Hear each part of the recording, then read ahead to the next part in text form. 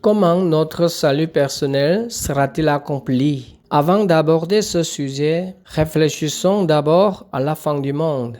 L'intérêt pour la fin du monde est resté le même hier comme aujourd'hui. Actuellement, beaucoup de gens prédisent que la Terre connaîtra sa fin à cause d'une explosion nucléaire et ont peur. D'autres disent que l'humanité sera détruite par des catastrophes naturelles causées par la pollution environnementale. Que se passera-t-il après la fin du monde? Sur quoi se basent ces prédictions? La base chrétienne de la fin du monde se trouve dans la révélation reçue par l'apôtre Jean. En quoi la révélation reçue par l'apôtre Jean diffère-t-elle des prophéties de Nostradamus? Sur quoi repose l'affirmation selon laquelle la révélation de l'apôtre Jean provient du Dieu créateur?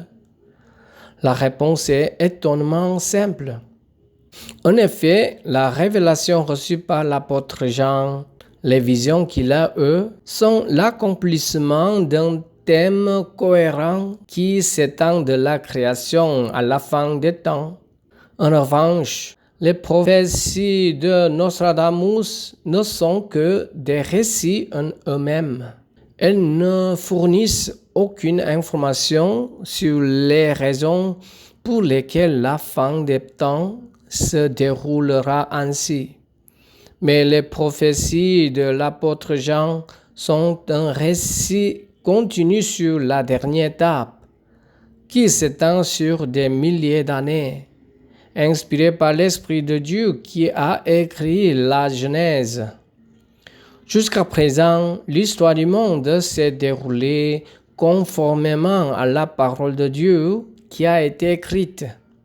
Et les événements qui auront lieu à la fin ont été révélés à l'apôtre Jean par l'Esprit de Dieu dans un but particulier. L'histoire de l'humanité, qui a commencé avec la Genèse, s'achèvera avec l'Apocalypse. La grande tribulation, l'avènement, le millénium, la victoire finale, le jugement final. Avant la victoire finale et le jugement dernier, 3 événements majeurs doivent se produire. La grande tribulation, le retour de Jésus sur terre et le royaume millénaire. Selon leur ordre et leur signification, plusieurs théories se sont développées.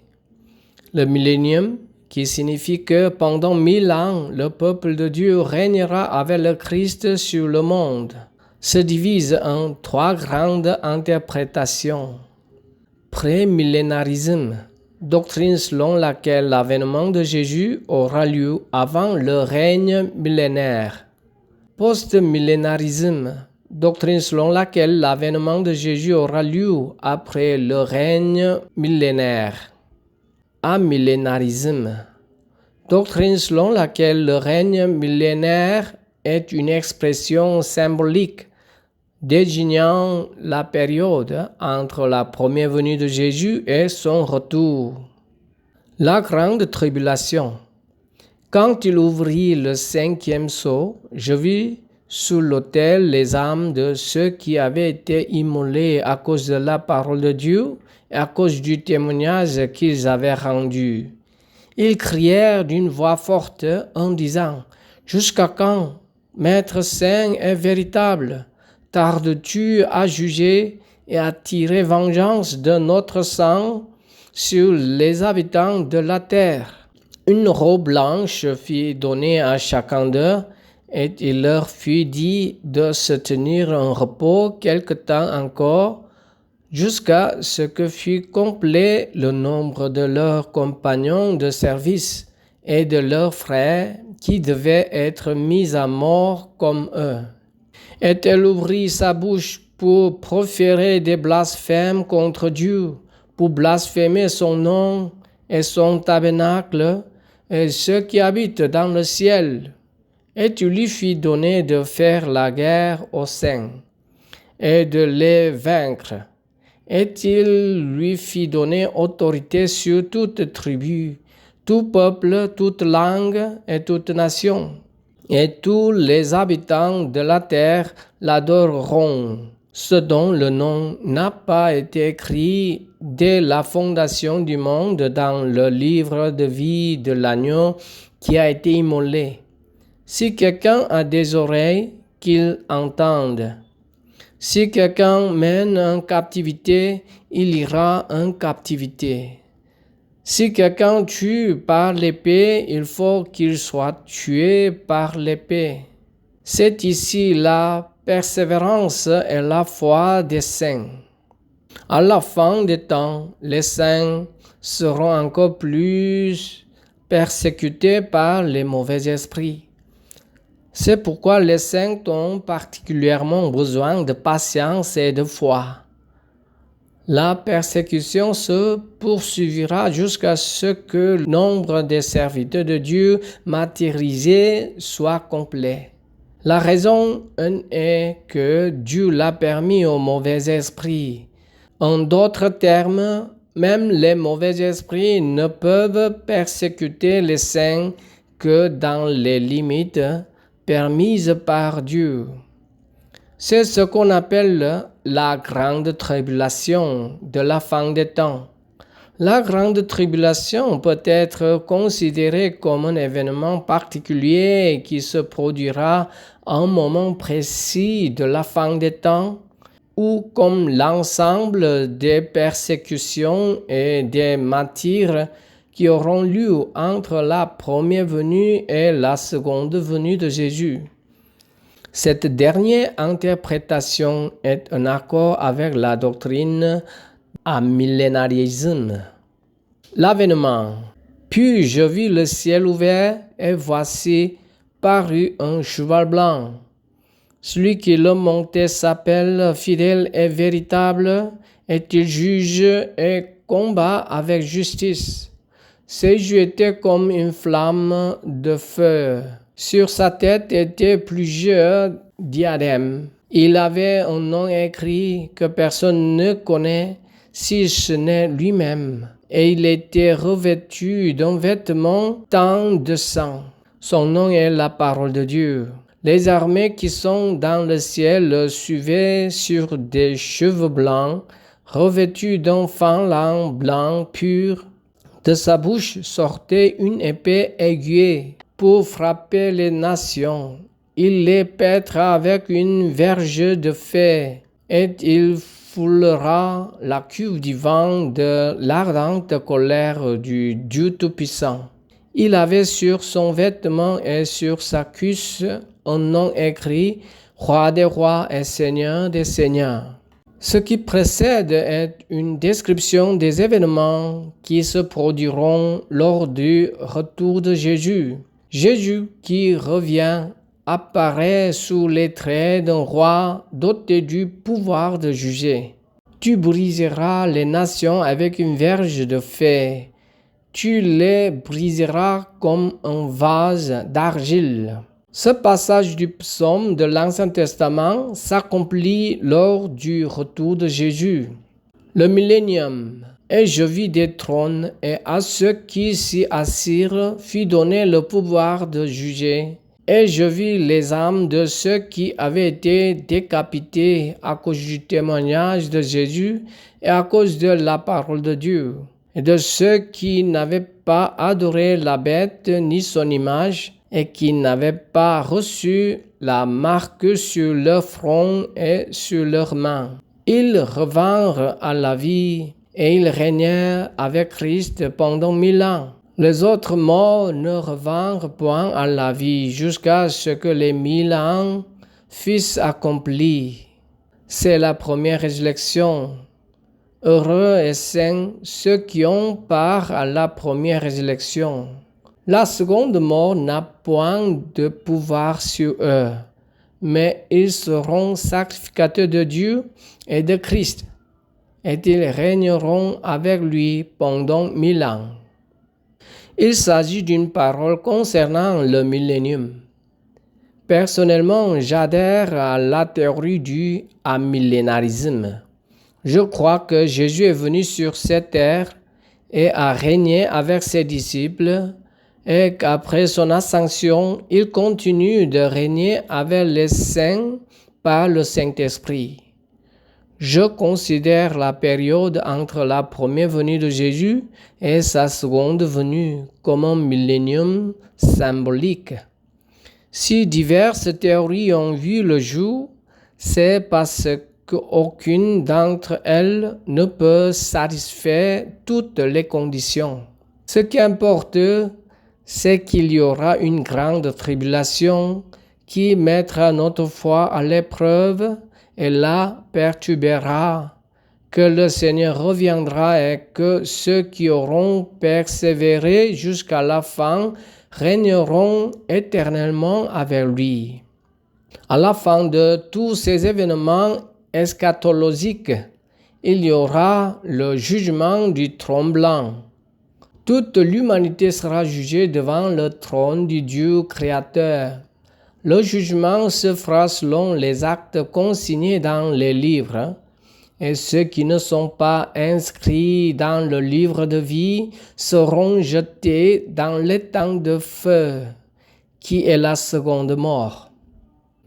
Le nouveau ciel, la nouvelle terre et la nouvelle Jérusalem. Réjouissons-nous et soyons dans l'allégresse et donnons-lui gloire, car les noces de l'agneau sont venues et son épouse s'est préparée. Et il lui a été donné de se revêtir d'un fin lin éclatant, pur, car le fin lin, ce sont les œuvres justes des saints. Après toutes les tribulations, la victoire dans la guerre finale et le jugement dernier, Dieu qui a préparé un nouveau ciel et une nouvelle terre célèbre les noces de l'agneau. Dans les versets 7 et 8 du chapitre 19 de l'Apocalypse, il est annoncé que les noces de l'agneau auront lieu. Après le jugement dernier, le chapitre 21 décrit enfin les noces. Le premier ciel, la première terre et la première mer disparaissent, et un nouveau ciel et une nouvelle terre apparaissent. C'est là le paradis parfait, c'est-à-dire le royaume de Dieu. Puis l'Éternel Dieu planta un jardin en Éden. Du côté de l'Orient, et il mit l'homme qu'il avait formé. L'Éternel Dieu fit pousser du sol des arbres de toute espèce, agréables à voir et bons à manger. Et l'arbre de la vie au milieu du jardin, et l'arbre de la connaissance du bien et du mal. Un fleuve sortait d'Éden pour arroser le jardin, et de là il se divisait en 4 bras. Et il me montra un fleuve d'eau de la vie, limpide comme du cristal, qui sortait du trône de Dieu et de l'agneau. Au milieu de la place de la ville et sur les 2 bords du fleuve, il y avait un arbre de vie, produisant 12 fois des fruits, rendant son fruit chaque mois et dont les fruits servaient à la guérison des nations. Tout comme Dieu a créé le jardin d'Éden au commencement et y a placé l'homme, il crée ici un nouveau ciel et une nouvelle terre et y place quelqu'un. De la même manière, un fleuve et un arbre de vie apparaissent.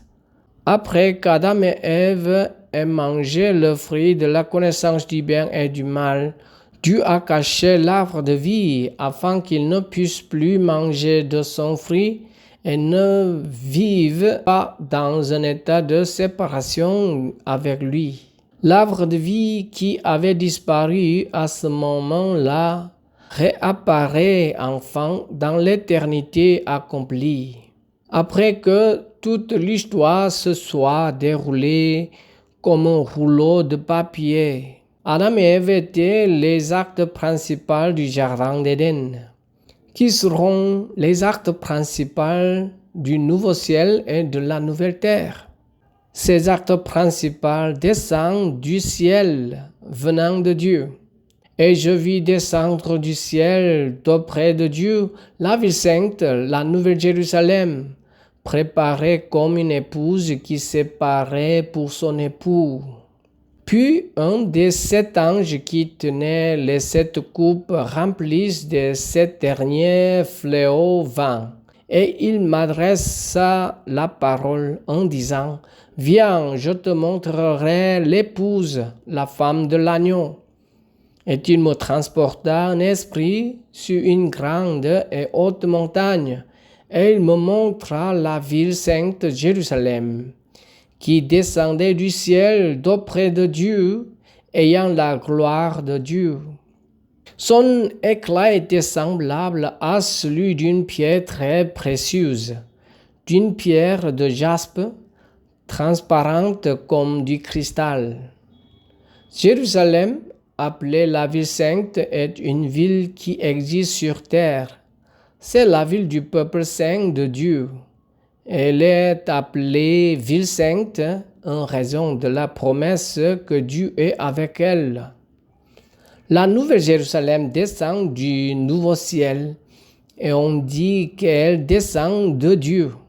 Cela signifie qu'elle est pareille comme une épouse, resplendissante non pas par sa propre puissance, mais par la puissance de Dieu.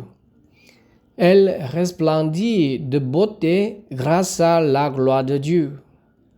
On peut reconnaître que l'agneau est Jésus. Alors, qui est l'épouse de Jésus? Beaucoup de gens, en voyant seulement son apparence resplendissante, confondent la ville sainte, la Nouvelle Jérusalem, avec le concept d'un lieu appelé le paradis. En lisant attentivement le texte, on comprend facilement que la ville sainte, la Nouvelle Jérusalem, est mentionnée comme l'épouse de l'agneau. Il arrive parfois que l'on désigne des personnes par des lieux. Jérusalem en est un bon exemple. Jérusalem, Jérusalem, qui tue les prophètes et qui lapide ceux qui te sont envoyés. Combien de fois ai-je voulu rassembler tes enfants, comme une poule rassemble ses poussins sous ses ailes, et vous ne l'avez pas voulu. C'est une scène où Jésus se lamente en déplorant et en réprimandant l'arrogance et la violence des habitants de Jérusalem. Il a appelé les habitants de Jérusalem par le nom de leur ville, Jérusalem. La Nouvelle Jérusalem est une expression métaphorique qui désigne la communauté du peuple de Dieu nouvellement formée. Femmes, soyez soumises à vos maris comme au Seigneur, car le mari est le chef de la femme, comme Christ est le chef de l'Église, qui est son corps, et dont il est le sauveur. Or, de même que l'Église est soumise à Christ, les femmes aussi doivent l'être à leur mari en toutes choses. Marie, aimez vos femmes comme Christ a aimé l'Église et s'est livré lui-même pour elle, afin de la sanctifier par la parole, après l'avoir purifiée par le baptême d'eau, afin de faire paraître devant lui cette Église glorieuse, sans tache, ni ride, ni rien de semblable, mais sainte et irrépréhensible. La relation entre la femme et le mari provient de la relation entre l'Église et le Christ. Le modèle de la relation conjugale est la relation entre le Seigneur, qui est la tête, et son Église, qui est son corps. Le mari doit aimer sa femme comme le Christ a donné sa vie pour l'Église. La femme doit obéir à son mari comme l'Église obéit au Seigneur. La femme de l'agneau est précisément l'Église. Les actes principaux du nouveau ciel et de la nouvelle terre sont l'Église, la communauté du peuple de Dieu. C'est l'assemblée générale de ceux qui croient en Jésus comme Seigneur. En tant qu'épouse de l'agneau, Jésus ils recevront une protection et un amour parfait. Dieu créa l'homme à son image, le forma de la poussière de la terre, insuffla dans ses narines le souffle de vie et plaça Adam ainsi que Ève, créés à partir d'une de ses côtes, dans le jardin d'Éden. La première création était déjà très belle aux yeux de Dieu, mais la nouvelle création qui aura lieu à la fin des temps, lorsque l'éternité succédera au temps, sera encore plus belle et plus étonnante. En résumé, cela signifie que l'homme façonné à partir de la terre finit par former une union divine avec Jésus-Christ, devenant ainsi un seul corps avec lui. L'histoire d'un mendiant qui, après de nombreuses péripéties, devient prince dans un conte que j'ai lu dans mon enfance est celle d'un être humain dont le statut social change. Mais ce qui est encore plus étonnant, c'est que dans le nouveau ciel et la nouvelle terre, notre histoire est celle de créatures qui deviennent des êtres divins à l'image du Créateur. C'est une histoire incroyable que l'on ne trouve nulle part ailleurs. C'est l'histoire du peuple de notre Dieu, mais c'est une histoire qui ne s'est pas encore réalisée.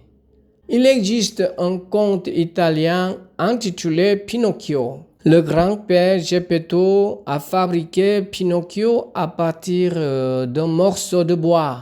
Bien qu'il soit fait de bois, Pinocchio peut marcher et parler comme un être humain. Pinocchio, qui est très turbulent, part à l'aventure et à la fin de l'histoire, grâce à l'aide d'une fée, il devient un véritable être humain et non plus une marionnette en bois. Il est déjà étonnant qu'une marionnette en bois devienne un véritable être humain. Mais il est difficile d'imaginer qu'un être humain fait de terre puisse devenir un être divin, semblable à Dieu. Nous aborderons plus en détail le thème de l'union divine dans la 4e leçon sur le salut collectif. Sur le salut individuel et le salut collectif. Dans les leçons 1 à 8, nous avons examiné le salut individuel. Il s'agit de la question suivante. Comment un pécheur séparé de Dieu peut-il rétablir une relation intime avec lui? Le pécheur ne peut rien faire pour rétablir sa relation avec Dieu, mais si Dieu, dans sa grande miséricorde, agit en faveur du pécheur, alors la situation change. L'histoire de l'humanité est précisément l'histoire de Dieu, dans sa grande miséricorde, agissant en faveur du pécheur. L'œuvre de Dieu apparaît en arrière-plan de l'histoire qui relate les actions des hommes. Dieu, désireux de sauver l'humanité, a envoyé Jésus-Christ sur cette terre. Jésus, qui a été envoyé, est mort sur la croix, puis est ressuscité et monté au ciel, devenant ainsi le sauveur de l'humanité. Cependant, le salut de Jésus prend effet à travers la foi personnelle. Le salut individuel a été brièvement expliqué dans les 8 leçons. Dieu, riche en miséricorde, est celui qui sauve non seulement moi, mais aussi nous. Nous appelons cela le salut collectif. Le salut collectif contient les 4 leçons. Le récit du salut individuel doit nécessairement être lu en parallèle avec celui du salut collectif. En effet, notre salut est tridimensionnel. Tout, il faut à la fois un axe X et un axe Y pour représenter les coordonnées d'un point sur un graphique en 2 dimensions. Notre salut ne peut être pleinement compris que si on le considère à la fois d'un point de vue individuel et d'un point de vue collectif.